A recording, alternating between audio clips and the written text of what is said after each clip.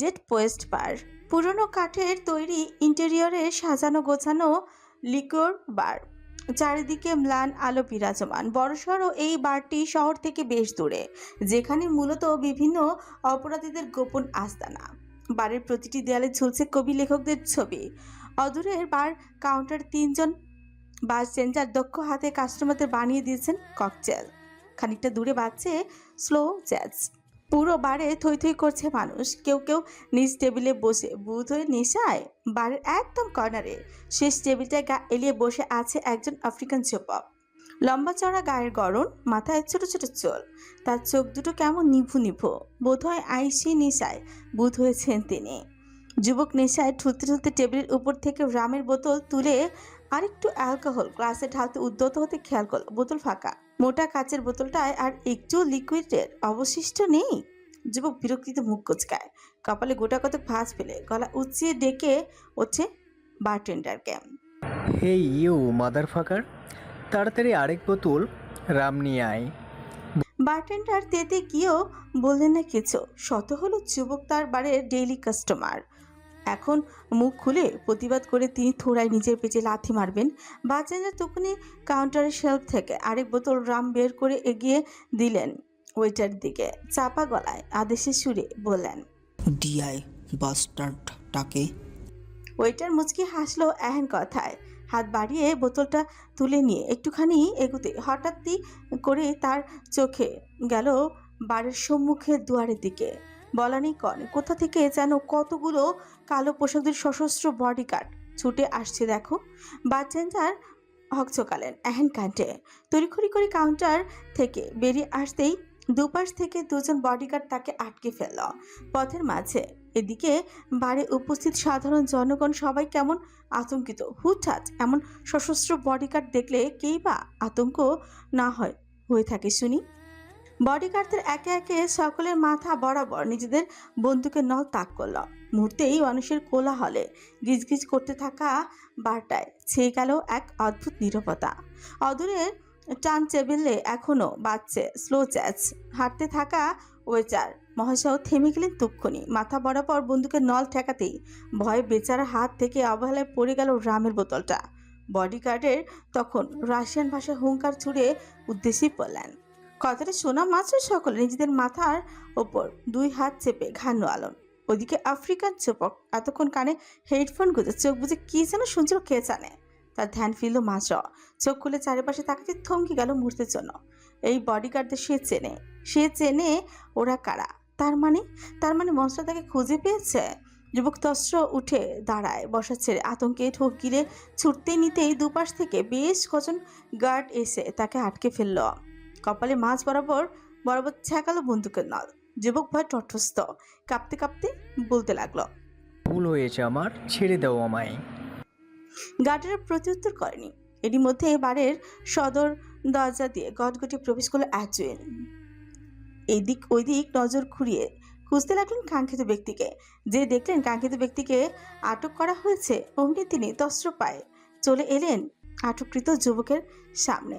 এসে ভয়ার্ত যুবকের মুখখানায় এক আধবার নজর বুলিয়ে কুটিল হেসে বললেন, কেমন আছো বারগান্ডি?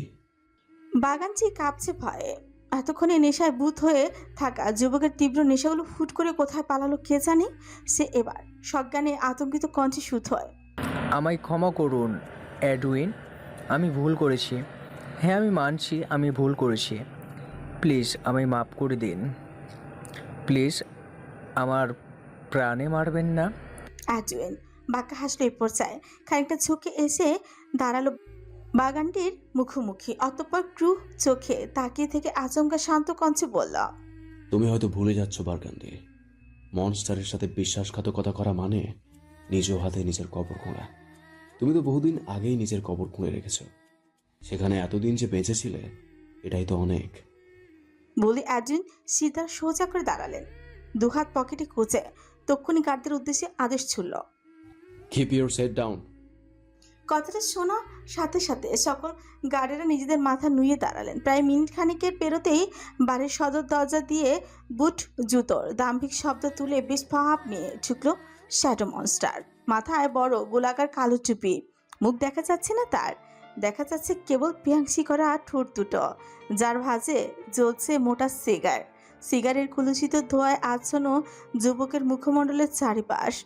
সে ধীরে ধীরে এগিয়ে আসছে, যাকে যাকে অতিক্রম করছে তারা সবাই কেমন ভয়ে তটস্থ, নিঃশ্বাস আটকে রাখছে যতক্ষণ না মনস্টার তাদের পাশ কাটিয়ে যাচ্ছে। তাদের নিচু দৃষ্টি এখনো মেঝেতে তাক করা, দেখছে কেবল বুট পরিহিত পা দুটো। কেননা তারা তো জানে ভুলক্রমে তাদের দৃষ্টি একবার উপরে উঠলে পরের মুহূর্তে তাদের মাথাটা শরীর থেকে আলাদাই হবে চিরতরে। শ্যাডো মনস্টার তার তাও দাম্ভিক কদমে এগিয়ে এসে দাঁড়ালো বাগানচে মুখোমুখি। বাগানচে মাথা নুইয়ে রেখে কাঁপছে, শরীরটা তর করে ঘামছে তার। মনস্টারের উপস্থিতি টের পেতে বেচারা হাওমাও জুড়ে দেয়, কাঁদতে কাঁদতে বলে উঠছে, প্লিজ ফরগিভ মি মনস্টার, আমি ভুল করে ফেলেছি।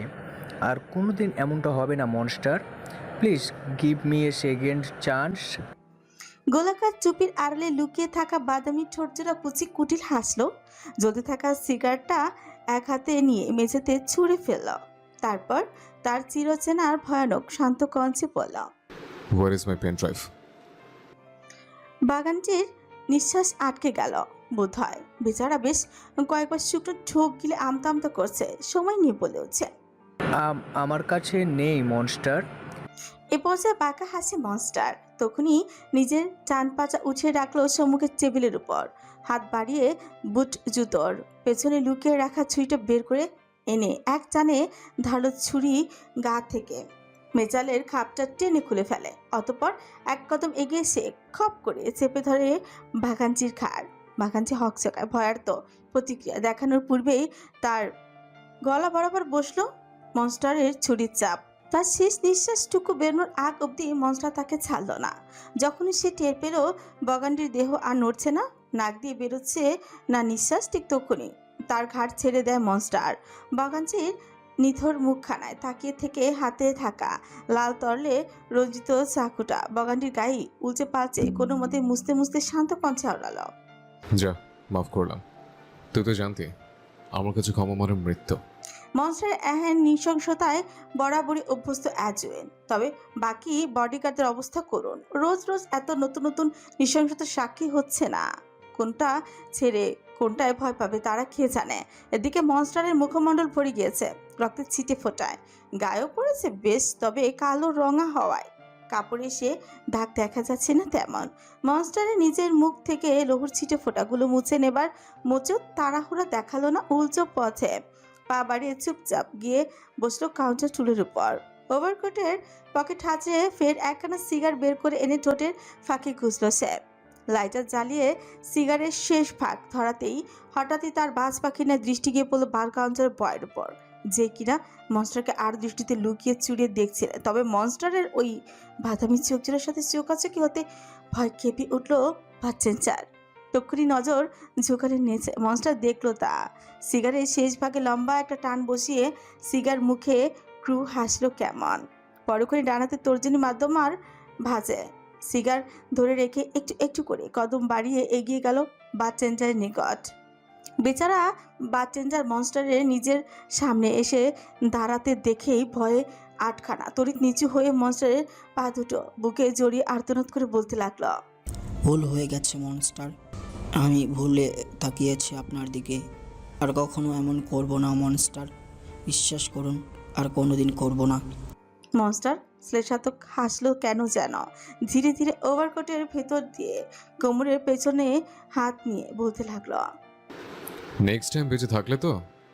বাচ্চাটার হতবাক দৃষ্টি তুলে উপরে তাকাতেই চের পেল তার খুলির ঠিক মাঝ বরাবর বন্দুক তাক করেছে মনস্টার। বাচ্চেন্ডার বয়টা পুছি নিঃশ্বাস ফেলতে ভুলে গেল এক মুহূর্তের জন্য। মনস্টার তার দিকে সরু চোখে তাকিয়ে আছে। হঠাৎ করেই সে দেখলো সুদর্শন যুবক তাকে চোখ মারল। বাচ্চেন্ডার হতবুদ্ধি নিয়ে তাকিয়ে থাকতে মনস্টার তক্ষুনি ট্রিগার চাপলো, একবার দুবার পরপর বারবার। এবারও বারটেন্ডার লাল ক্ষীরায় তরল এসে ছিটকে পড়লো মনস্টারের গায়ে, তবুও মনস্টার প্রতিক্রিয়াহীন। বন্দুকের ধোমায়িত নলের আগায় ফু দিয়ে হঠাৎ আদেশ করলাম, ফায়ার। শুনলেন সকলে। বডিগার্ডেরা তড়িঘড়ি করে নিজেদের রাইফেলগুলো সেফটি সুইচকে ফায়ার অবস্থায় আনলো। অতঃপর উপস্থিত জনগণের কিছু বুঝে ওঠার আগেই তাদের উপর চালালো অমানবিক গুলিবর্ষণ। এক মুহূর্তে পুরো বাড়ি ছড়িয়ে পড়লো আত্মচিৎকার। চারিদিকে অনবরত রাইফেলের গুলির শব্দ। বাড়ির মাঝে মেঝে ভরে গিয়েছে লৌহর উপস্থিতি, অথচ মনস্টার নামক সুদর্শন ভয়ঙ্কর যুবক মাথা তোলাচ্ছে আনন্দে। মনের সুখে একের পর এক টান বসাচ্ছে সিগারের শেষ ভাগে। কাজ শেষ। বাগানচিকে মারতে এসে পুরো বাড়ি উড়িয়ে বোম মেরে শত হলেও মনস্টার কখনো নিজের উপস্থিতির ছাপ রাখে না।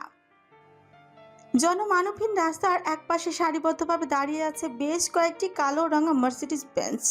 তার ঠিক মাঝে দাঁড় করিয়ে রাখা মার্সিডিজ বেঞ্চের ক্লাস পুলম্যান সগৌরবে গাড়ির দিকে হেঁচে আসছে মনস্টার মুগ্ধ। তার পিছু পিছু কার্স। মুগ্ধ গাড়ির সামনে এসে দাঁড়াতে অ্যাজোয়েন আগ বাড়িয়ে গাড়ির দরজা খুলে দেয়। গম্ভীর মুগ্ধ গাড়িতে ঢোকার আগে কি মনে করে হঠাৎ বলে উঠছে, দুটো ট্রাক নিয়ে আয় অ্যাডউইন। হতভম্ব অ্যাজোয়েন। মনস্টার আবার হুঠাৎ ট্রাক আনতে বললো কেন? তাও আবার দুটো? মনে উত্থাপিত হাজার কৌতূহল প্রশ্ন, তবু চোচের ফাঁকফোকর দিয়ে বেরোল না একটা শব্দ। অ্যাজোয়েন কেমন গম্ভীর মুখ হয়ে স্রেফ মাথা নাড়িয়ে জানায়, ওকে মনস্টার। মুগ্ধ ততক্ষণে গাড়ির ব্যাক সিটে আয়েশ করে বসেছে। অ্যাজুইন ঘুরে গিয়ে উঠে বসলো ড্রাইভারের পাশের সিটে। ড্রাইভার মহাশয় গাড়িতে স্টার্ট বসাতে মুগ্ধ কেমন গম্ভীর বাজখাই কঞ্চে সুত হয়। গাড়ির শপিং মলের দিকে নিয়ে চল। তড়িৎ বিস্ফোরিত দৃষ্টিতে ঘাড় বাঁকিয়ে তাকায় অ্যাজুইন। লোকটার মুখভাব দেখে স্পষ্ট বোঝা যাচ্ছে সে বোধহয় বেশি অবাকই হয়েছে এহেন কথায়। মুগ্ধ দেখেও দেখলো না তার মুখভঙ্গি। গম্ভীর মুখে মাথা থেকে টুপিটা নামিয়ে পাশে রেখে ফের বাজখাই গলায় বলল, I said go to the shopping mall. এহেন বাজখাই কনছে চাঁচকোনাত গাড়িতে স্টার্ট বসা ড্রাইভার। অ্যাজুইনও রয়েছে সোজা হয়ে বসল। তার বিচক্ষণ মস্তিষ্ক টের পাচ্ছে অন্য কিছু, অনেক কিছু, যা ভাবতে গিয়ে বেচারা চিন্তায় শেষে কিনা তাদের মনস্টার শপিং মলে যাচ্ছে। সিরিয়াসলি? মস্কোর বিখ্যাত শপিং মল আভিয়া পার্ক মলের সামনে এসে গাড়ি থামিয়েছে মনস্টার বাহিনী। কিয়ৎক্ষণের মধ্যে প্রতিটি গাড়ি থেকে বেরিয়ে আসে গার্ডস। অ্যাজুইন এখানে ঠায় বসে আছে গাড়িতে। তার মনিবের পরবর্তী আদেশ না পাওয়া অবধি সে কি করে যাবে বাইরে? এদিকে মুগ্ধের ঠোঁটের ভাঁজে জ্বলছে 5 নম্বর সিগার, যা শেষ হয়েছে প্রায় অর্ধেকটা। সেটা চোখে মুখে নির্বিকার ভঙ্গি স্পষ্ট। অ্যাজুইন খানিক রয়েছে গলা খাকারি দিয়ে বলল, monster, we are in front of the মল। মুগ্ধ শুনল, তাৎক্ষণিক প্রত্যুত্তর না করে খানিক সময় নিল। পায়ের উপর পা রেখে দোলাতে দোলাতে সিগার টান বসিয়ে গমগমে গলায় বলল, ভেতরে যা, হোমস কালেকশনে যা যা আছে সব নিয়ে আয়। আকাশ থেকে পড়ল অ্যাজুইন, যে আছে অবিশ্বাস্য নেস্টে। কানে বাজছে কেবল একটাই কথা, ওয়ামেন্স কালেকশন? এ বাবা, মনস্টার আবার কোন মেয়ের জন্য এত কেনাকাটা করতে চাইছে? এই সেই মেয়ে?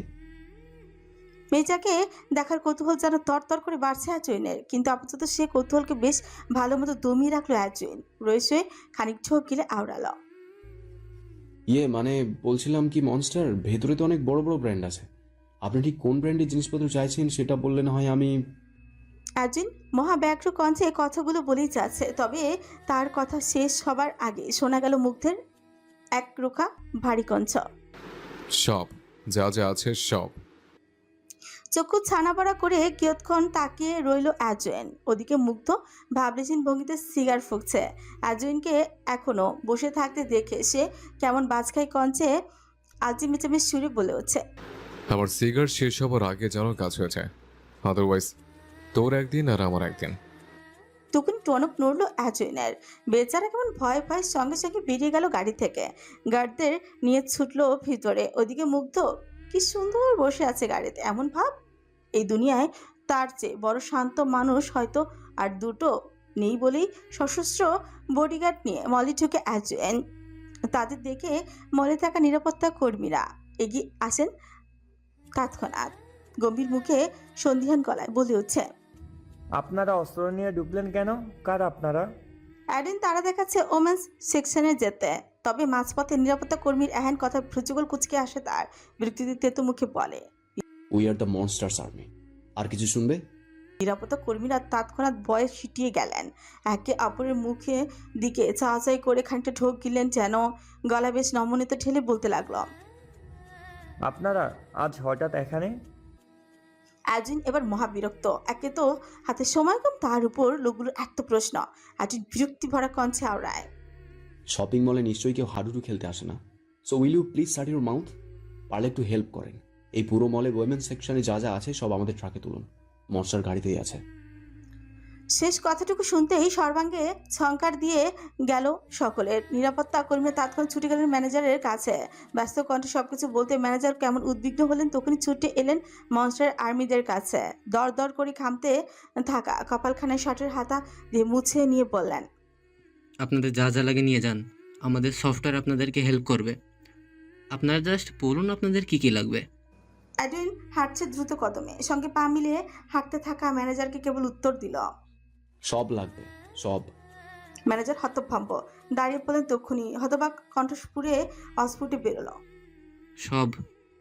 প্রায় মিনিট দশেকের মধ্যে ওমেন সেকশনের সকল কালেকশন, ছোট বড় সকল সাইজের ব্যাগ হতে শুরু করে পায়ের জুতো অবধি সবকিছু বিশাল দুটো ট্রাকে তুলছে মনস্টার আর্মি এবং মলের স্টাফরা।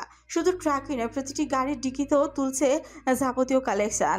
ট্র্যাকে জায়গা হয়নি সব, তাই তো উপান্ত না পেয়ে এই ব্যবস্থা নিয়েছে অ্যাজুইন। বেচারা ভয় শেষ, মনস্টারের সিগার শেষ হবার আগে কাজ শেষ করতে হবে তার। ওইদিকে ম্যানেজার সাহেব ততক্ষণে এগিয়ে এসেছেন বাইরে। কিয়ৎক্ষণ বাদে তিনি খেয়াল করলেন সারিবদ্ধ আকারে গাড়ি দাঁড়িয়ে থাকা গাড়িগুলো ঠিক মাঝখানে গাড়িটার জানালা নিচে নামছে ধীরে ধীরে। একটু পরেই জানলা থেকে বেরিয়ে এলো একখানা বেইনি হাত, যার কবজিতে ঝুলছে মনস্টার সিগনেচার ব্রেসলেট। তা চক্ষু গোচর হতেই শরীর জমে গেল ম্যানেজারের। বেচারা আতঙ্কে দুকদম পেছতে হঠাৎই গাড়ি জানলার বাইরে থাকা হাতটা দু আঙুল চালিয়ে তাকে এগিয়ে আসতে বলল নিঃশব্দে। ম্যানেজারের মন সায় দিল না এগোতে। মনস্টারের দিকে, মনস্টারের নিকট চাপার সাহস কিংবা দুঃসাহস কোনোটাই তার নেই। তবে উপেক্ষাও তো করতে পারবে না, তাই মনের মধ্যে একরাশ ভয় নিয়েই ম্যানেজার সব একটু একটু করে এগিয়ে গেলেন গাড়ির নিকট। কিয়ৎক্ষণ বাদেই দু হাত তড়িতে দূরত্বে দাঁড়িয়ে পা থামালেন তিনি। মাথাটা নুইয়ে রেখে কুনিশ জানিয়ে বললেন, হ্যালো মনস্টার। মুগ্ধ জবাব দিল না। তখনই একখানা কাগজ ছুঁড়ে মারল ম্যানেজারের মুখে। ম্যানেজার হতভম্ব। পায়ের কাছে পড়ে থাকা কাগজটা তুলে এনে খেয়াল করতে দেখলেন এটা কোনো সাধারণ কাগজ নয়, এটা একটা চেক, তাও আবার মনস্টারের স্বাক্ষর দেওয়া। ম্যানেজার সাহেব সন্দিগ্ধ ভাঁজ ফেললেন কপালে। পরে মুহূর্তে তার কর্ণঘুরে ভেসে এলো মনস্টারের গম্ভীর শান্ত কণ্ঠ। মন মতো সংখ্যা বসিয়ে নিন। বলে জানলার কাজ উঠালো মনস্টার। এদিকে বাইরে দাঁড়িয়ে থাকা ম্যানেজার সাহেব এখনো আশ্চর্যজনিত চোখে তাকিয়ে আছে কেমন। তিনি তো ভেবেছিলেন মনস্টার বোধহয় এমনিতেই জিনিসপত্র নিয়ে যাবে, তবে তার ধারণার একদম পাল্টে দিলেন মনস্টার। দিয়ে গেলেন তার প্রাপ্য। সারাদিন শুয়ে বসে থেকে গা ধরে গিয়েছে মাহির। এত অলসভাবে সময় কাটছে, না আছে কথা বলার কেউ, না আছে কথা শোনার। তার উপর যেই বাড়ি, এই যে বাড়ি তো নয়, যেন একটা গোলক ধাঁধা। একবার বেরোলে নিজের কক্ষে রাস্তায় ভুলে যায় মেয়েটা। আবার চোখে চশমাটাও তো নেই তার। বেশ খানিকটা দূরের জিনিসপত্র ঝাপসা ঝাপসা দেখে সে। এ হলো আরেক কষ্ট। মায়ের চুপচাপ দুহাঁটু বুকের কাছে ভাঁজ করে বসে আছে। বাড়ির কথা খুব মনে পড়ছে তার। না জানি বাড়ির সবাই কেমন আছে। মেয়েটার জন্য কাঁদছে হয়তো খুব। মেজের ইরাকে কয়েকবার বলেছিল ফোনের কথা, তিনি তবে জানালেন এক অদ্ভুত কথা, এ বাড়িতে নাকি ফোন চালানো নিষিদ্ধ। এমনকি কারো হাতে একটা বাটন ফোনও নাকি নেই। মাহিও কথা শোনার পরপরই বেশ অবাক হয়েছে। এই যুগে এসেও কেউ ফোন না চালিয়ে থাকতে পারে, তাও আবার এতগুলো মানুষ এতগুলো দিন ধরে ফোন ছাড়া চলছে। ভাবা যায় এসব।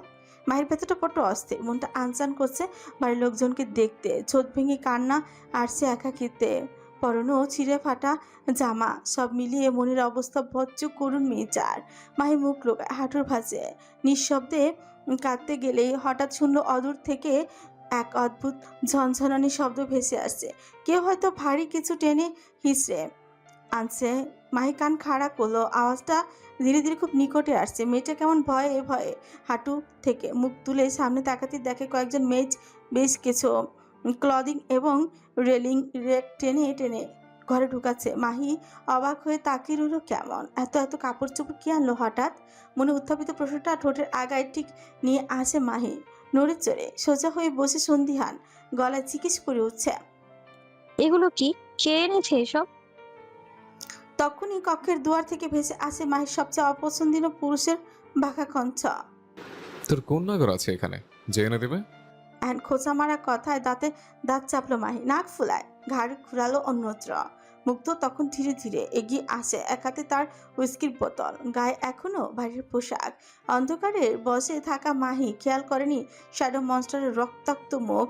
এদিকে মনস্টার ঘরে পা রাখতে মেয়েটার সাথে সাথে চেঁচার মতো বেরিয়ে যায় কক্ষ থেকে। মুগ্ধ কেমন বাজ খায় কঞ্চে আদেশের জন্য বলে, যা কাপড় চেঞ্জ করে আয়।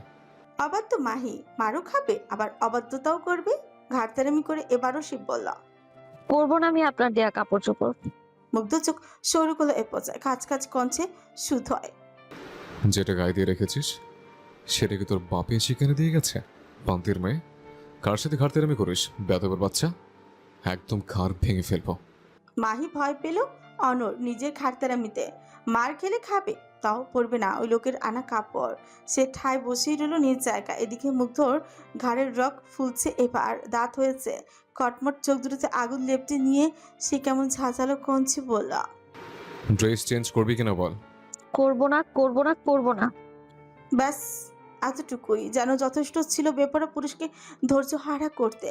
মুগ্ধ তৎক্ষণাৎ কটমট করতে করতে হাতে থাকা হুইস্কির বোতলটা খুলে নিয়ে একে একে সবগুলো ক্লদিং র্যাকের হুইস্কি ছেটাতে লাগলো। মায়ের আর দৃষ্টিতে দেখছে সব। লোকটার পরবর্তী পদক্ষেপ আজ করতে পারছে না মির্জা। কাপড়ের গায়ে ওসব কি ছেটাচ্ছে খেয়ে জানে। তবে মায়ের টনক নড়ল তখন যখন দেখলো মুগ্ধ তার হাতে থাকা হুইস্কির খালি বোতলটা মেঝেতে ছুঁড়ে ফেলল। উদ্ভ্রান্তের না ওভারকোটে হাতে লাইটার বের করতে চেঁচিয়ে উঠছে মাহি। তখনই দু লাফে এগিয়ে আসে মুগ্ধের নিকট। হাত বাড়িয়ে মুগ্ধের হাত ধরতে গেলে আচমকা মাহির গলা চেপে ধরে মুগ্ধ। আরেক হাতে জ্বলন্ত লাইটারটার কাপড়ের র্যাকে ছুঁড়ে মারতে কাপড়গুলো দাউ দাউ করে জ্বলে উঠল আগুন।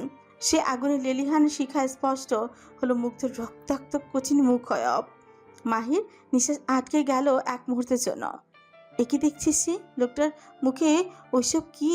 মুগ্ধের অগ্নি দৃষ্টিতে চোখ পড়তে তার বুকটা এবার কাঁপছে বেশ। ওদিকে শক্তিশালী পুরুষের চোয়াল কাঁপছে রাগের চোটে, ঘাড়ের রগ ফুলেছে ইতিমধ্যে।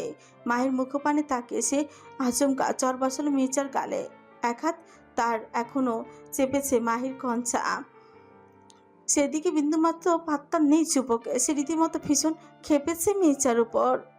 মাহি নরম গালে আরেকবার চর বসিয়ে সে কোনো মতে দাঁতে দাঁত চেপে হুঙ্কার তুলে বলে উঠছে, ওসব সাথে সাথে and all those fucking bullshit are not in my nature. তোর কত বড় কলিজা, তুই আমার অবাধ্য হবার চেষ্টা করিস? চাঁড়োরের বাচ্চা, একদম ঘাড় বরাবর ঘুষি মেরে ঘাড় ফাটিয়ে ফেলবো। খাড়তারা ঘরে খাড়তারা। নেক্সট টাইম তোর গায়ে যদি ভুলক্রমে ওইসব মেয়েদের কাপড় দেখি, আই সোয়ার তোকে আমি জ্যান্ত পড়িয়ে মারবো। And mark my words in your head. কথায় কথায় গাল বরাবর চটাস চটাস করে থাপ্পড় বসানো বোধহয় এ লোকের বধক পাস। তার উপর নিজের অমন দানবীয় হাতে গলা চেপে ধরা তো আছেই। আগুনের লেলিহান শিখায় স্পষ্ট মুগ্ধ নামক ভয়ঙ্কর যুবকের কঠিন মুখয়ব, রক্তের ছিটে ফোটা যা একেবারে আবিষ্ট। মাহি কাঁদছে ফুপিয়ে ফুপিয়ে, গাল দুটোতে তার জ্বলনি হচ্ছে না। মনে হচ্ছে এই বুঝি কেউ ইচ্ছে করে মেয়েটার গাল দুটোতে মুঠোভর্তি লঙ্কার গুঁড়ো মিশিয়ে দিয়েছে। আর কঞ্চা, সে তো এক্ষুনি ফেটেই যাবে যে। মুগ্ধ তো ছাড়ছেই না মেচার কঞ্চা। রাগী মানব দাঁতগুলো কেমন কিরমির করছে আর হাতের জোর বাড়াচ্ছে। ওদিকে মাহির অবস্থা যে বেগতিক সেদিকে থোড়াই খেয়াল আছে তার। মাহি এবার না পারতে কাশছে অনবরত। দুহাতে ব্যর্থ চেষ্টায় নিজের গলা থেকে মুগ্ধের হাতখানা সরাতে চাইছে, তবে মুগ্ধের অমন শক্তপোক্ত হাতের জোরেই সম্মুখে মেয়েটার সকল চেষ্টায় যেন নিছক মাত্র। মাহি ধরেই নিল আজ আর রক্ষে নেই তা। চোখ দুটো তার বুঝে আসতে গেলে মুগ্ধ হঠাৎ মেয়েটার কণ্ঠা চেপে তাকে ছুঁড়ে ফেলো মেঝেতে। ঘটনার আকস্মিকতা হকচকানো সময় অবধি পেল না মাহি। তার আগেই অসহায় মানবী ছিটকে পড়লো মেঝেতে। মুহূর্তেই মেয়েটার ছোটের ফাঁকফোকর থেকে বেরিয়ে এলো আত্মচিৎকার। সে তৎক্ষণাৎ নিজের কোমর চেপে হাঁপাতে লাগলো অনবরত। চোখ দুটো ফেটে কান্না বেরোচ্ছে তার। এদিকে নিঃশ্বাস টানতে কষ্ট হচ্ছে, আরেকদিকে কোমর আর পিঠের অসহ্য ব্যথা। মাই কাতরাচ্ছে এহেন শারীরিক যন্ত্রণা, অথচ মুগ্ধ নামক নির্দয় মানব চুপচাপ দাঁড়িয়ে দেখছে মেয়েটার এহেন কষ্ট। তার চোখে মুখে বিন্দুমাত্র উদ্বেগের ছাপ নেই, না আছে ব্যথা উপলব্ধি করার কষ্ট। সে উচ্চ দাঁত খিসলো মেয়েটার অমন কাতরানো দেখে। কপালে গোটা কতক বিরক্তির ভাঁজ ফেলে গজগজি এগিয়ে এসে দাঁড়ালো মাহির মুখোমুখি। পরক্ষণেই এক হাঁটু মেঝেতে ঠেকিয়ে হালকা ঝুঁকে মেয়েটার মুখপানে কোয়াটমোট দৃষ্টি নিক্ষেপ করে হিসিসি বলতে লাগলো, কষ্ট হচ্ছে? মাই কাঁদছে, ঘন ঘন নিঃশ্বাস ফেলে ঠোঁচ কামড়ে ব্যথাগুলো সহ্য করছে কোনো রকম। এরই মধ্যে মুগ্ধর অমন কথার পিছে তৎক্ষণাৎ জবাব দিতে পারল না মেয়েটা, তবে চেয়ে রইল ছল ছল চোখে। মুগ্ধ বাঁকা হাসলো মেয়েটার এহেন ছল ছল চাহনি দেখে।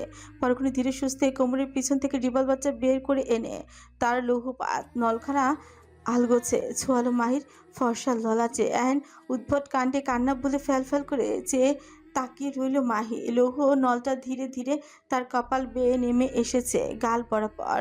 মাহির নিঃশ্বাস জুড়িয়ে যাচ্ছে ক্রমশ, আতঙ্কে বুকের মাঝে ঝিমঝিম শব্দ হচ্ছে বেশ। ওইদিকে মুগ্ধ কেমন নির্লিপ্ত চোখে চেয়ে আছে মাহির পানে। তার রিভলভার নল এবার ঠেকেছে মাহির গোলাপি অধরজোড়ার উপর।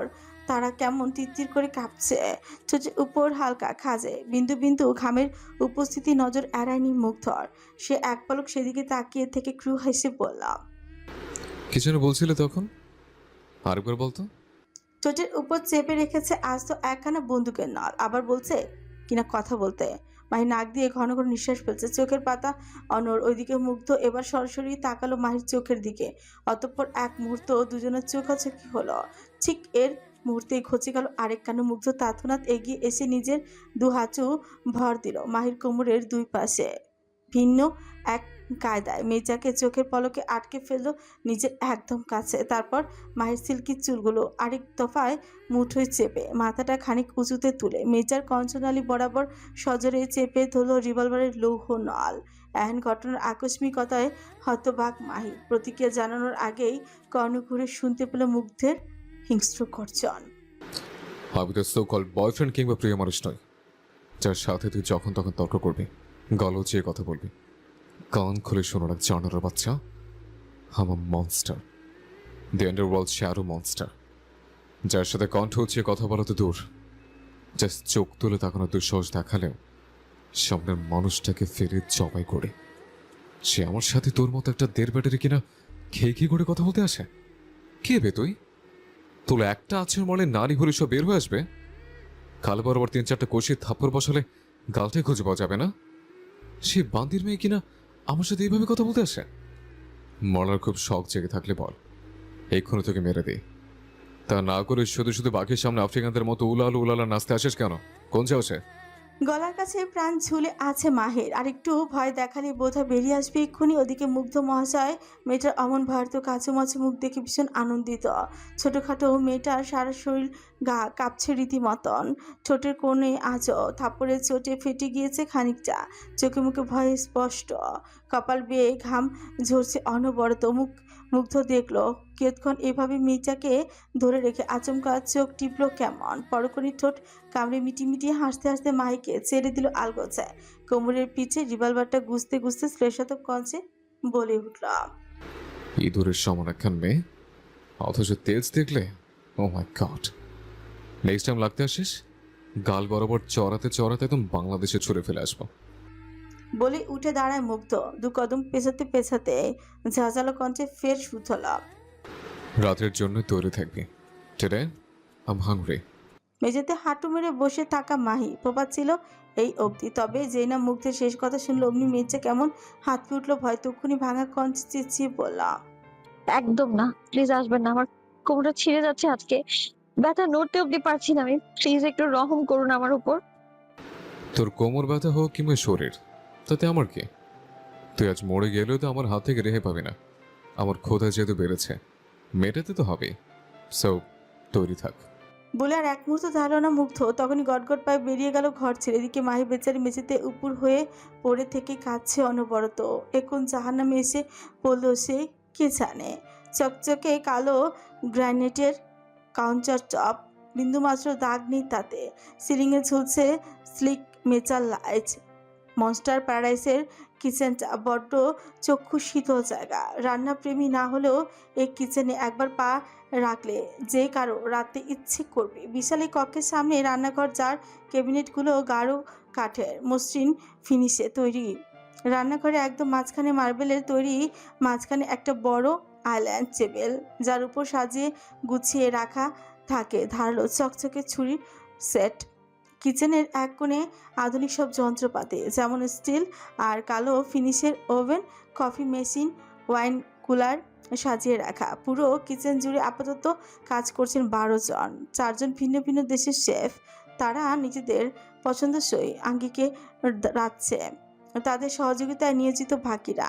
তবে আশ্চর্যজনক বিষয় হচ্ছে, এতগুলো মানুষজন একসঙ্গে কাজ করলেও পুরো কিচেন জুড়ে কেমন অদ্ভুত নীরবতা বিদ্যমান। কারো মুখে তেমন রা নেই, যে যার মতো কাজে ব্যস্ত। কিচেনের একপাশে বড় ডাবল জোরে দুটো ফ্রিজ, একটা ব্যবহারযোগ্য হলেও আরেকটা স্পর্শ করা নিষেধ। সেটা আদৌ কিসের জন্য তা জানে না অনেকে। ফ্রিজের সামনে দাঁড়িয়ে আছে এক পার্সিয়ান বয়, নাম ইলিয়াড। গায়ে সাদা একখানা কিচেন অ্যাপ্রন, মাথায় পাকশির টুপি। মধ্যবয়সী লোকটার চোখে মুখে এক ভিন্ন উৎকণ্ঠা। বারবার এদিক সেদিক উকি ঝুঁকি দিয়ে দেখছে কিছু। লোকটার বাঁ হাতের মুঠোয় লুকিয়ে রাখা একখানা ছোট্ট আকারের চাকু।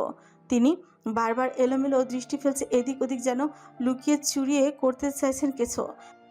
এইদিকে অনেকক্ষণ ধরে কাউন্টার টুলের বসে থেকে ইলিয়াডের এহেন এলোমেলো ভাবভঙ্গি পরখ করছে লিয়ান। তবে আন্দাজ করতে পারছে না কিছুই। সে খানিক্ষণ দোনমনে করে অবশেষে এগিয়ে আসে ইলিয়াডের কাছে। সন্দিহান গলায় জিজ্ঞেস করে উঠছে, কি লুকাচ্ছ তুমি? হকচকা ইলিয়াড তখনই নিজের বা হাতটা লুকিয়ে নেয় অ্যাপ্রনের ভেতর। এইদিকে তার অমন হকচকানো দেখে ফিউ গোটায় লিয়ান। সন্দিগ্ধ দৃষ্টি বজায় রেখে আবারও জিজ্ঞেস করে উঠছে, হাতে কি লুকালে? দেখি, দেখাও তো হাতটা। বলেই লিয়ান উদ্যত হলো ইলিয়াডের হাত দেখতে। তবে ইলিয়াড লিয়ানের এহেন কাটে চটে গিয়ে তৎক্ষণাৎ এক হাতে লিয়ানের বুক বরাবর সজোরে ধাক্কা দিয়ে বসে। আচমকা চেঁচিয়ে উঠে বলে, দূরে সরো।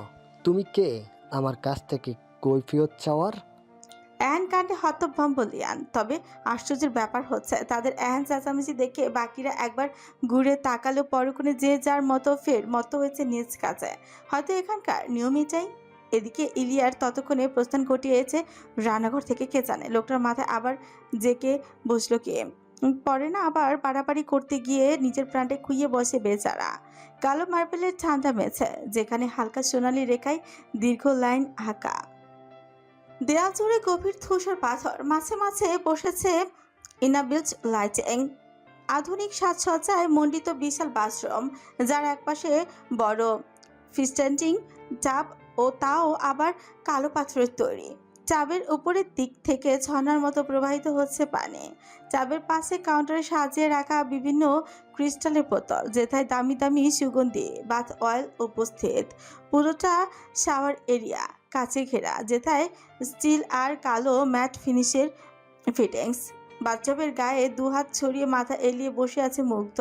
চোখ দুটো তার বুজিয়ে রাখা বলিষ্ঠ পুরুষের দেহটা কেমন চান হয়ে আছে। বাম হাতের মাথালে স্পষ্ট এঁকে রাখা পাইথনের চাচো, ঘাড়ের একপাশে সাইড করে এঁকে রাখা মনস্টার। বাচ্চাবের গায়ে জড়িয়ে আছে মুগ্ধের শক্তপোক্ত হাত। ডান হাতের উপরাংশের নাকল এরিয়ার এঁকে রাখা কি সব ভয়ঙ্কর চাচো। তার বুক অব্দি ডুবে আছে বাথটবের ঠান্ডা পানিতে। মাথায় চলছে নানান কুটকাচালি। সে এবার কি মনে করে চোখ দুটো বুঝলো একটুখানি। মস্তিষ্ক খানিকটা শীতল হতে তার বন্ধ চোখের পাতা আচমকা ভেসে উঠলো মায়ের কান্নারত লাল হয়ে যাওয়া হাতুড়ি মুখটা। মেয়েটা তার দিকে তাকিয়ে থেকে কাঁদছে। এহেন দৃশ্য দেখা মতো তৎক্ষণাৎ শরীর ঝাঁকিয়ে উঠছে মুগ্ধর। সঙ্গে সঙ্গে চোখ দুটো খুলে দাঁত খিসল গম্ভীর পুরুষ। অসম্ভব রাগ নিয়ে ভিড় আওড়ালো। What the fuck? ওকে দেখছি কেন আবার? নিজেকে করা এহেন প্রশ্নে তৎক্ষণাৎ উত্তর পায়নি মুগ্ধ, কেবল পেয়েছে একরাশ মাথা ভর্তি রাগ। সে আর বসলই না বাথটবে। তড়িঘড়ি করে কোমরে তোয়ালে পেঁচিয়ে নেমে এলো সেখান থেকে। গজগজিয়ে কয়েক কদম এগিয়ে এসে চুপচাপ দাঁড়ালো শাওয়ারের স্ট্যান্ডের নিচে। হাত বাড়িয়ে স্ট্যান্ডের সুইচ চাপতে উপর থেকে ঝপঝপিয়ে নেমে এলো পানির বহর। মুহূর্তেই সুদর্শন যুবকের সারা গা ফের ভিজে গেল পানির অনিয়ন্ত্রিত স্পর্শে। মুগ্ধ ভিজতে ভিজতে খানিক এগিয়ে এসে শাওয়ার কাউন্টার থেকে পছন্দসই টম ফোর্ড নেরোলি পোর্তোফিনে বাথ অয়েলটা হাতে নিয়ে সারা গায়ে মাখতে লাগলো। মাখতে মাখতে তার দৃষ্টি আচমকা গিয়ে ছেকলো সম্মুখের আয়নার পানে। পুরো দেয়াল জুড়ে আছে আয়নাটা। মুগ্ধের কেন যেন মনে হলো আয়নাটায় হঠাৎ করেই কাউকে দেখা যাচ্ছে। কেউ একজন দু হাঁটুতে মুখ লুকিয়ে কাঁদছে। তার সর্বাঙ্গ কেঁপে কেঁপে উঠছে কান্নার জোরে। মুগ্ধ চোখ সরু করলো এবার। ধীরে ধীরে তার অক্ষিপটের সামনে স্পষ্ট হলো ক্রন্দনরত মাহির মুখ। এবারও মেয়েটা কাঁদছে, কোনো দক্ষ শিল্পীর হাতে আঁকা নিখাত সৌন্দর্যে মণ্ডিত অধরজোড়া কাঁপছে তার, ফুলে উঠছে সামান্য। তার চোখ দুটো সে কি ব্যথা, মুগ্ধ স্থির হয়ে গেল এক মুহূর্তের জন্য, ভুলে গেল তার অবস্থান। বেফুলার মতো একটুখানি এগুতেই হঠাৎ তার মস্তিষ্ক বেজে উঠল কেমন, চিৎকার দিয়ে ধিক্কার জানালো তাকে তার হঠাৎ এরূপ পরিবর্তনের জন্য। মুগ্ধ তৎক্ষণাৎ নিজের দৃষ্টি সরায়, তার পরিবর্তিত মুখাবে ফের পরিবর্তন নামলো যেন। শিথিল হয়ে যাও হৃদয়ের মাঝে আরেক দফা ভাঁজ পড়ল বিরক্তির। লম্বাটে চোয়ালখানা তার শক্ত হলো পরে মুহূর্তেই, হাত দুটো মুষ্টিবদ্ধ হয়ে গেল আপনা আপনি। সে কচমট দৃষ্টিতে ফের তাকায় আয়নার পানে, সেটাই এখনো মাহির মুখ স্পষ্ট। মুগ্ধ এবার আর নিজের উপচে পড়া রাগগুলোকে ধরে রাখতে পারল না বোধহয়, সঙ্গে সঙ্গে এগিয়ে এসে শক্ত হাতে সচরে খুশি বসালো আয়নার মাঝে। মুহূর্তেই স্বচ্ছ কাচের আয়নাটা কেমন চচির হয়ে গেল ফেজে, পুরো শাওয়ার রুমে ছড়িয়ে ছিটিয়ে গেল কাচের টুকরো। সেই সাথে রাখি মানবের মুষ্টিবদ্ধ হাতখানাও কেটে গিয়ে যাচ্ছে তাই অবস্থা, চামড়া ফেটে লহু গড়াচ্ছে অনিমেষ, অথচ সেদিকে বিন্দুমাত্র খেয়াল মুগ্ধের নেই। সে কেমন কটমট করতে করতে হিংস্র গর্জন তুলল। She's just the daughter of that bloody bastard. Nothing else to me. Nothing means nothing. আসবো? কক্ষের দুয়ারে দাঁড়িয়ে অনুমতি চাইছে মেজেন ইরা। তা দেখে অবাক হলো মাহি, মেঝেতে বসে থেকে হতবাক কণ্ঠে আওড়ায়। হঠাৎ করে অনুমতি চাইছো কেন মেরিন? আমায় এতটাও মান দিতে হবে না, এসো। হালকা হেসে ঘরে ঢুকলেন মেজেন, ঘাড় এদিক ওদিক ঘুরিয়ে দেখে নিলেন পুরো ঘরের পরিস্থিতি। সময় মতো আগুন নিভিয়েছে মেজরা, না হলে হয়তো এতক্ষণে পুরো ঘর পুড়ে ছারখার হয়ে যেত, সঙ্গে ফ্রাই হতো মির্জাও। মেজেন একটু একটু করে এগিয়ে এসে দাঁড়ালেন মাহির সামনে, এক হাতে আলগোছে বাড়িয়ে দিয়ে তারা দেখিয়ে বললেন, উঠে পড়ো ডিয়ার, নিচে যেতে হবে। হতবুদ্ধির ন্যায় মাথা উঠায় মাহি, কাঁদতে কাঁদতে চোখ শুকিয়েছে তার, মুখটা লাল টুকটুকে, এলোমেলো চুল মেয়েটাকে দেখাচ্ছে বিধ্বস্ত। সে খানিক সময় নিয়ে জানতে চাইল নিচে কেন? মেয়েটেন তৎক্ষণাৎ জবাব দিলেন না, নিচের দিকে একটুখানি ঝুঁকে এসে চেপে ধরলেন মাহির দুবাহু। মেয়েটাকে ধীরে ধীরে বসা ছেড়ে দাঁড় করাতেই কোমরের ব্যথায় কুকিয়ে উঠে মাহি, সঙ্গে সঙ্গে ধপ করে বসে পড়ে মেঝেতে। এদিকে তার অমন বেগতিক অবস্থা দেখে উদ্বিগ্ন মেয়েছেন, তখনই অস্থির গলায় বললেন, কি হয়েছে তোমার? এভাবে এভাবে পড়ে গেলে কেন? কোমর চেপে কুকিয়ে যাচ্ছে মাহি, আর্তনাদ করে বলছে, কোনটা ছিঁড়ে যাচ্ছে মেরিন, বোধহয় আর কখনো সোজা হয়ে দাঁড়াতে পারবো না। আশ্চর্য বনে গেলেন মেজেন। মেজা আবার হুট করে এসব বলছে কেন? তিনি তৎক্ষণাৎ ঝুঁকে এলেন মাহির নিকট, এলোমেলো চুল মেজার হাত বুলিয়ে জানতে চাইলেন, কিভাবে হলো এইসব? কে করলো তোমার এই অবস্থা? এ পর্যায়ে ফুপিয়ে উঠছে মাহি, নাক টানতে টানতে বলে, আর কে? আমার চিরশত্রু। মেজেন বুঝে গেলেন মাহির কথার ভাবার্থ। তিনি কেমন ফুস করে নিঃশ্বাস ফেলে আফসোসের সুরে বললেন, এ তো কিছুই না মনস্টারের আসল রূপের সামনে। অবুঝ মাহি বুঝলো না এহেন কথার গভীরতা, সে খানিক নাক টেনে আওড়ালো, এর চেয়ে ভয়ানক আর কি বা হতে পারে মেরিন? হতে পারে বই কি, অনেক কিছুই হতে পারে। তুমি হয়তো এখনো মনস্টারের হিংস্রতার নাগালে পড়নি, তবে যেদিন পড়বে সেদিন বুঝে যাবে তো আমার কথা। মাহির কৌতূহলী মন না চাইতো কেন যেন আগ্রহ দেখালো মনস্টারের হিংস্রতা সম্বন্ধে জানতে। সে আর কি কি করবে আমার সাথে? আরো মারবে আমায়? মাহির এমন অনাকাঙ্ক্ষিত আগ্রহ দেখে ক্ষুদ্র নিঃশ্বাস ফেলল মেজেন, ধীরে সুস্থে পা দুটো বিছিয়ে বসলেন মেঝেতে, ঘাড় বাঁকিয়ে একবার সতর্ক দৃষ্টি ঘোরালেন দরজার দিকে, তবে কাউকেই তেমন দেখতে না পেয়ে তিনি কেমন ফিসফিস করে জানতে চাইলেন, সেদিন তোমার সাথে কি কি করেছিল মনস্টার? সেদিন ভয়াল রাতের কথা মনে পড়তে গা শিউরে উঠছে মাহির। ক্ষণে ক্ষণে ঢোক গিলে বোকা মেজা বলে দেয় সম্পূর্ণ ঘটনা। তা শুনে মেডেন কেমন হতভম্ব বনে গেল যেন, আশ্চর্যজনক কণ্ঠে হুট করে শুধালেন, সে তোমায় ভোগ করেনি? মাথা নুইয়ে ফেল মাহি, হালকা নাক টেনে দুদারে মাথা নাড়িয়ে নিঃশব্দে মেডেন তখন চেঁচিয়ে ওঠেন সামান্য। তখনই মেয়েটার কথাকে এক প্রকার দুধছাই করে বলেছেন, ইম্পসিবল। যে লোকের রোজ নতুন নতুন মেয়েদেরকে বিছানায় নেবার অভ্যাস, সেই লোক তোমার সাথে রাত কাটিয়েও তোমায় ভোগ করেনি, এটাও আমায় বিশ্বাস করতে হবে এখন? হতবাক মাহি, আকাশ থেকে পলক যেন এই মাত্র। মেডেনের কথা শেষ হতে না হতেই সে কেমন হতবুদ্ধি নেয় বলে বসল, রোজ রোজ নতুন মেয়ে বলতে? মেডেন সতর্ক হলেন এবার, ধীরে ধীরে ঘাড় ঘুরিয়ে ফের তাকালেন দরজার দিকে, পরক্ষণে নড়ে চড়ে বসে চাপা স্বরে মাহিকে বলতে লাগলেন, দি মনস্টার অধীর রায়, যার মধ্যে বিন্দু মাত্র মনুষ্যত্ব নেই, যাকে আন্ডারওয়ার্ল্ডের মোস্ট ওয়ান্টেড রাশিয়ান মাফিয়া বলা হয়, সে কিন্তু একজন অমেনাইজার। এক কথায় নারী দেহ লভি। রোজ নতুন নতুন মেয়েদের ধরে আনা হয় তার জন্য। এই বাড়ির পেছনে যে মাউন্টেনটা আছে তার চূড়ায় রয়েছে মনস্টারের পেন্ট হাউস। মূলত সেখানেই তার মূল আস্তানা। আন্ডারওয়ার্ল্ডের সকল কাজ, নিজের পাশবিক চরিত্রের বহিঃপ্রকাশ, সবটা সেখানেই করে সে। বলতে গেলে এমন কোনো খারাপ কাজ নেই যেটা মনস্টার করে না। কথা হারিয়ে গেল মাহির। মস্তিষ্ক ফাঁকা লাগছে কেন যেন। সে টের পেয়েছে মুগ্ধ নামক পুরুষটা খারাপ, কিন্তু সে যে এতটা খারাপ তা হয়তো স্বপ্নেও আন্দাজ করতে পারেনি সে। মাহির চুপ করে রইল কিয়ৎক্ষণ, আদো আদো স্বরে আওড়ালো। মেয়েগুলোকে ভোগ করার পর কোথায় রাখে সে? আর তাদেরও কি আমার মতো এভাবেই আটকে রাখে? তাচ্ছিল পাড়া হাসি দিল মেয়েছেন। আহত স্বরে কণ্ঠে খাদে নামিয়ে বলতে লাগলেন, সবাই কি আর তোমার মতো ভাগ্যবতী মেয়ে? তাদেরকে স্বয়ং মনস্টার নামক অভিশাপ গ্রাস করেছে। তাদের মধ্যে থেকে কাউকে হয়তো ভোগ করে সঙ্গে সঙ্গে অভুক্ত ব্রাডার খাবার বানিয়েছে, অথবা পাচার করেছে বিভিন্ন ক্যাসিনোতে। আবার কেউ কেউ তো দিনের পর দিন অমানবিক নির্যাতনের শিকার হয়েছে, নিজ থেকে প্রাণ দিয়েছে অকালে। বলেই বেশ বড় সড়ো একটা দীর্ঘ নিঃশ্বাস ফেলেন মেয়েটেন। পরক্ষণেই তাকালেন হতবাক মাহির পানে। ঠোঁটের কোণে আহত হাসির রেশ চেনে আলতো করে তিনি গালে হাত ছোঁয়ালেন মাহির। হঠাৎ করেই মোটা হয়ে যাওয়া কণ্ঠে আওড়ালেন, আমারও না তোমার মতো দেখতে একটা মিষ্টি মেয়ে ছিল, একদম তোমার মতো, নাম ছিল মারিয়া। এতক্ষণে সম্বিত ফিরল মাহির। আর মেয়েটা কেমন সন্দিগ্ধ দৃষ্টি তাক করলো মেজেনের মুখের দিকে। সন্ধিয়ান গলায় জিজ্ঞেস করলো, এখন কোথায় আছে সে? থমকালেন মেজেন। এক মুহূর্ত চুপ থাকতে মাহি খেয়াল করলো মধ্যবয়সী মানুষটার দু চোখ বেয়ে গড়িয়ে পড়ছে অশ্রু। বদনখানি কাঁপছে মৃদু মন্দ। তার কাঁপতে থাকা ঠোঁটের ফাঁক গলি অস্ফুটে বেরোলো, প্রাডার পেটে। আশ্চর্য! মাহি মনে জেগেছে অবাধ প্রশ্ন। ছলছল চোখে তাকিয়ে থাকা মেজেনের পানে এক পলক নিঃশব্দ দৃষ্টি ফেলে পরক্ষণে জানতে চাইল, মানে তাকেও কি মেরে ফেলেছে রাক্ষসটা?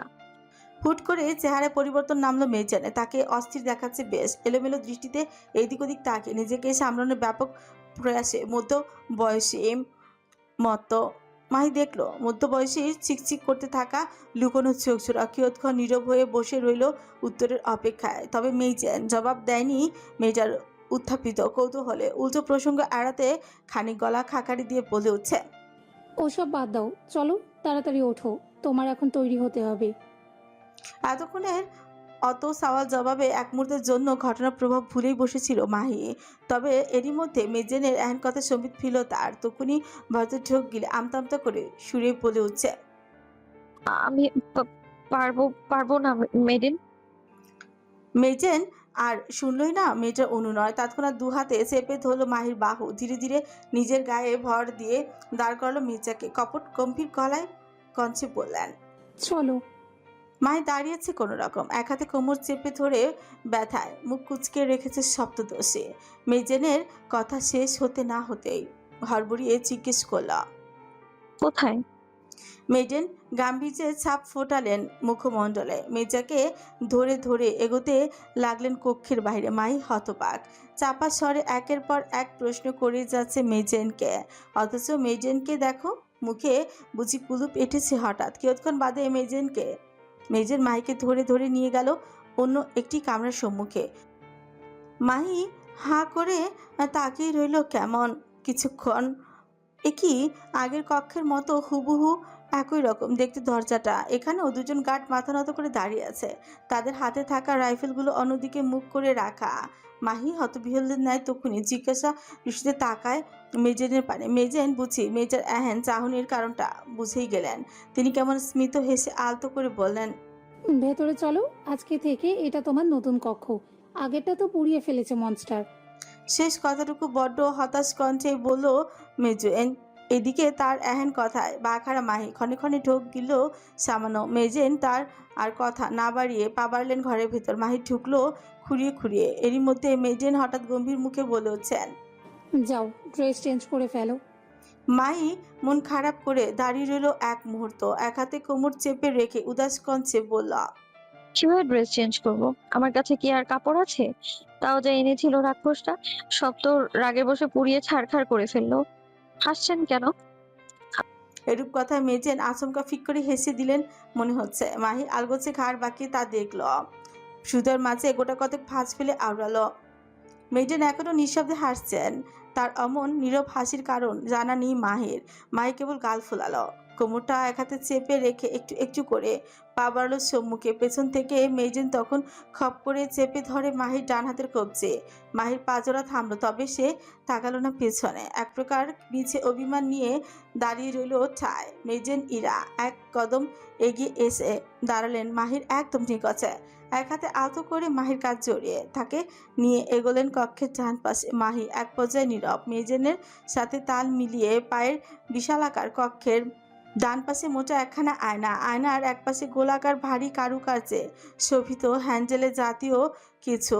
মেজেন এগিয়ে এসে চুপচাপ হ্যান্ডেলের উপর হাত রেখে একটুখানি ধাক্কা দিলেন ভেতরের দিকে।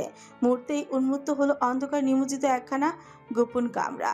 মাহি হাঁ হয়ে গেল যেন। মেজেন তার হাত ধরে ভেতরে ঢুকাতে চাইলে তক্ষুনি হাত ছাড়িয়ে নেয় মাহি। ভয়তো ঝোঁক গিলে বলে, আমি যাব না ভেতরে, কি আছে এখানে? মেজর স্মিত হাসলেন এ পর্যায়ে। মাইকে বাইরে দাঁড় করিয়ে রেখে নিজে ঢুকলেন ভেতরে। কিছুটা এগিয়ে গিয়ে বোর্ডের সুইচ টিপতে আলোকিত হলো চারপাশে। উন্মোচিত হলো সাদা এবং সোনালি আলোয় চিকচিক করতে থাকা সম্পূর্ণ কাচের তৈরি ক্লোজেট রুমটা। মাহি বুঝি এবার জ্ঞান হারাবে এরূপ সৌন্দর্যে। সম্পূর্ণ ভয় জ্বর ভুলে মেজা নিজে থেকেই দেয়াল ধরে ধরে এগোতে লাগলো ক্লোজেট রুমে। চারিপাশে কাচের তৈরি দেয়াল, প্রতিটি দেয়ালের ওপাশে নানা রকম কালেকশনের মেলি ড্রেস। বাইরে থেকে স্পষ্ট চক্ষুগোচর সব। মাহি হতবাক চোখে এদিক ওদিক তাকাচ্ছে। ইচ্ছে করছে আরেকটু এগিয়ে গিয়ে দেখতে পুরো রুমটা, তবে কোমর আজ সায় দিচ্ছে না। তার সঙ্গে দেখতে দিচ্ছে না সম্পূর্ণ কাচের তৈরি এহেন সৌন্দর্য মণ্ডিত ক্লোজেটের বাদবাকি রূপ।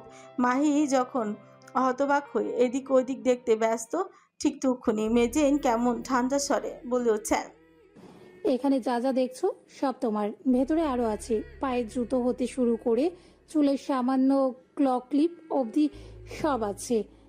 বলতে পারো গোটা শপিং মলটাই তুলে আনা হয়েছে তোমার জন্য। আর তুমি কিনা ওই অল্প কিছু কাপড় পোড়াতে দেখে ধরে নিলে ওইটুকুই শেষ। হতবাক মাহি মুখ নাড়িয়ে কথা বলতে পারল না, আর শুধু চেয়ে রইল হতভম্বের ন্যায়।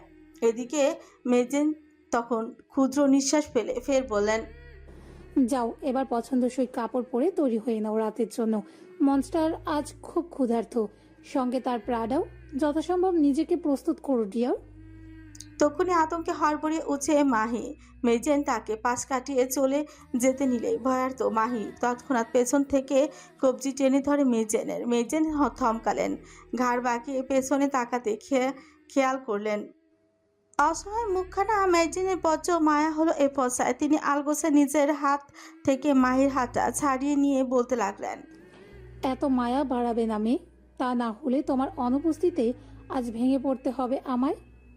মাহি অসহায় ফুপিয়ে ফুপিয়ে বড্ড অসহায় কণ্ঠে বলতে লাগলো, দয়া করে ওনাকে আজ আটকান, আমার কোমরটা ব্যথা ছিঁড়ে যাচ্ছে। এ দেখুন, আপনার গায়ে ভর দিয়ে দাঁড়াতে হচ্ছে আমায়।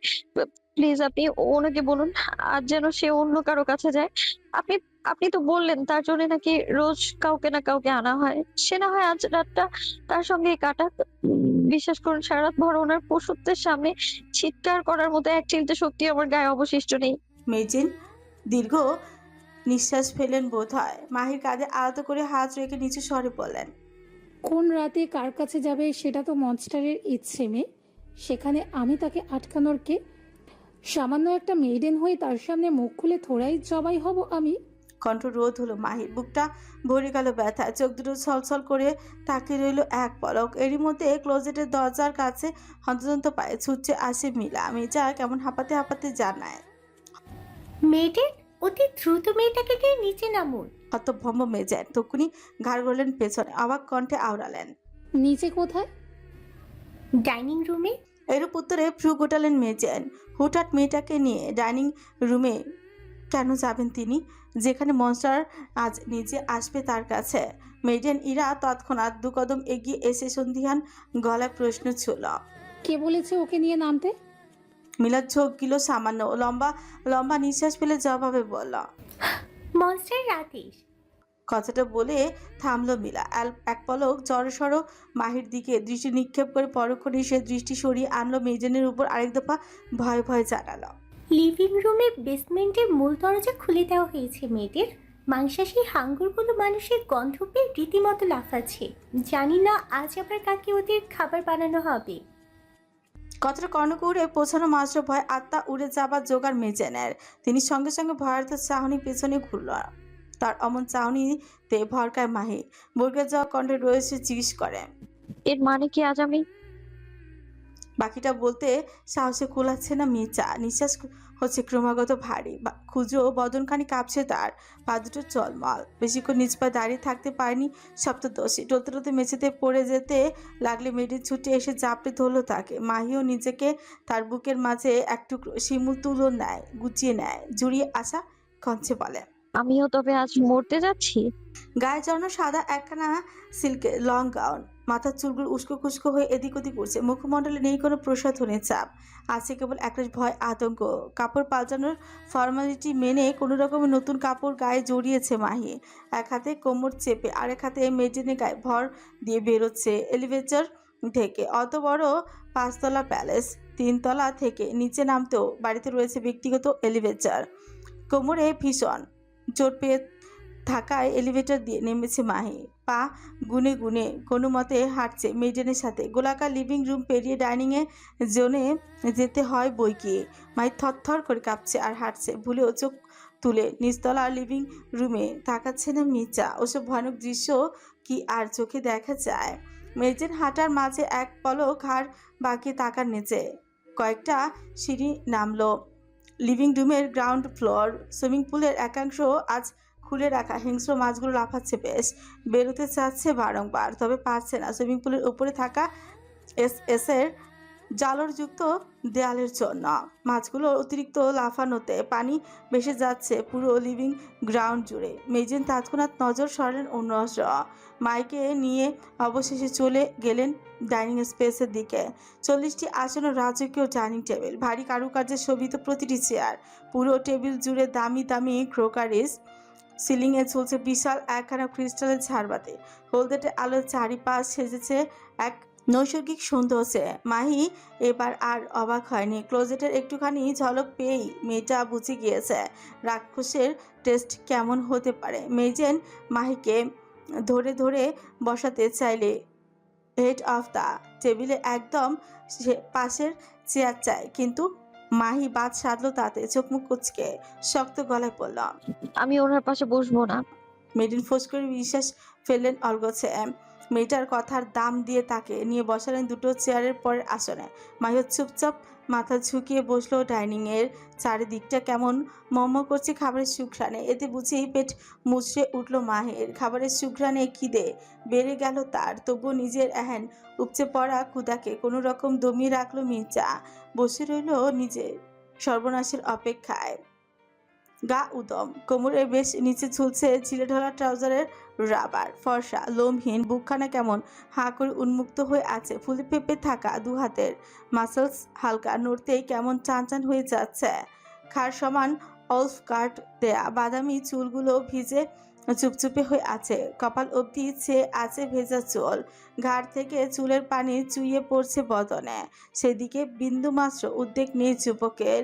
সে দাম্ভিক কদমে এগিয়ে আসছে ডাইনিং স্পেসে। তার কদমে প্রতিটি শব্দ কানে পৌঁছতেই মাথা নুইয়ে ফেলল কর্মরত সবাই। মেইচেন তক্ষুনি চলে গেলেন ডাইনিং ছেড়ে। মাহি মুখ কুচকে তাকিয়ে আছে অন্য অস্ত্র। মেয়েটার তেমন হেলদোল নেই। অমন চরিত্রহীন লম্পটকে দেখতে বিন্দুমাত্র উদ্বেগ নেই তার মধ্যে। কিয়ৎক্ষণ বাদে সে টের পেল চেয়ার টানার কর্কশ শব্দ। বুঝলো লোকটা এসে বসেছে হেড অফ দ্য ওনার চেয়ারে। মাহি তখনও ঘাড় বাঁকিয়ে রইল অন্যত্র। এদিকে নিজ আসনে বেশ দাম্ভিকতার সাথে বসেছে মুগ্ধ। গম্ভীর মুখ, দৃঢ় চোয়াল, লিপ এবং আইব্রোতে এখনও ঝুলছে প্লাটিনামের রিং। মুগ্ধ হাত বাড়িয়ে টেবিলের উপর থাকা ঘণ্টিটায় মৃদুভাবে হাত রাখতে ঠং ঠং শব্দ বাজল কোথাও। তখনই সেই শব্দ শুনে এক ছুটে চলে এলো 12 জন সার্ভেন্ট। একজনের মুগ্ধের সামনে উপর হয়ে থাকা প্লেটটা তুলেই দিল, তো আরেকজন ন্যাপকিন খুলে দিল। কেউ বেড়ে দিল খাবার, কেউ এগিয়ে দিল তা। ভাবসাব দেখে মনে হচ্ছে গম্ভীর পুরুষ এখানকার রাজা, আর বাদবাকি তারা রাজার সেবায় নিয়োজিত রাজকর্মচারী। এদের মধ্যে ইলিয়াডও রয়েছে। বেচারা আজ অন্যমনস্ক। পানির গ্লাসে পানি ঢালতে গেলে হাত কাঁপছে তার। ফলাফলস্বরূপ পানি গ্লাসে না পড়ে অন্যত্র পড়ছে।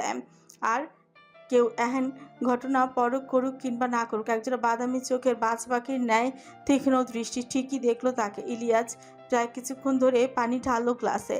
হাতের কাজ শেষ হতেই গ্লাসটা তুলে মনস্টারের দিকে এগিয়ে দিতেই উদ্যত হতে ইলিয়াডের কানে ভেসে এলো মনস্টারের গম্ভীর অথচ কঠিন কণ্ঠ। Have it.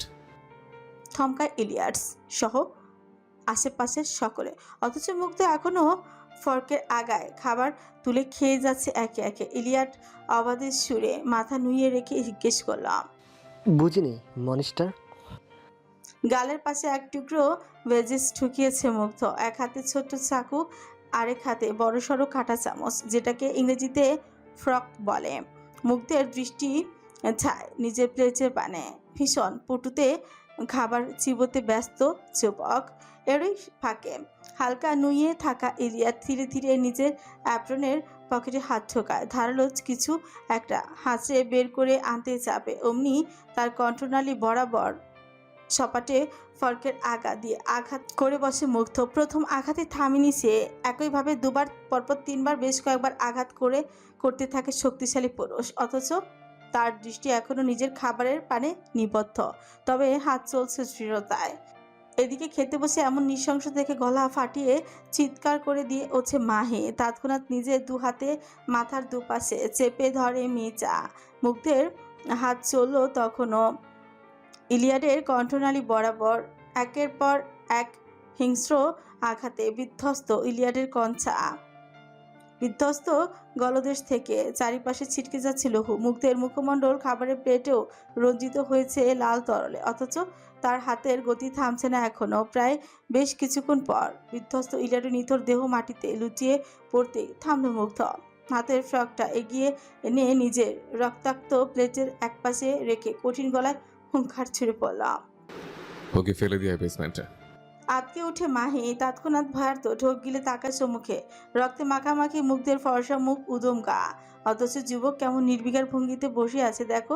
পাশ থেকে 2-3 জন এগিয়ে এসে ইলিয়াডের দেহটা তুলে নিয়ে দুলাতে দুলাতে তারা এগিয়ে যাচ্ছে বেসমেন্টের দিকে। মাহি তখনই চেঁচিয়ে উঠছে বারবার মুগ্ধের উদ্দেশ্যে, বলে উঠছে, ওদের থামান, প্লিজ ওদের থামান।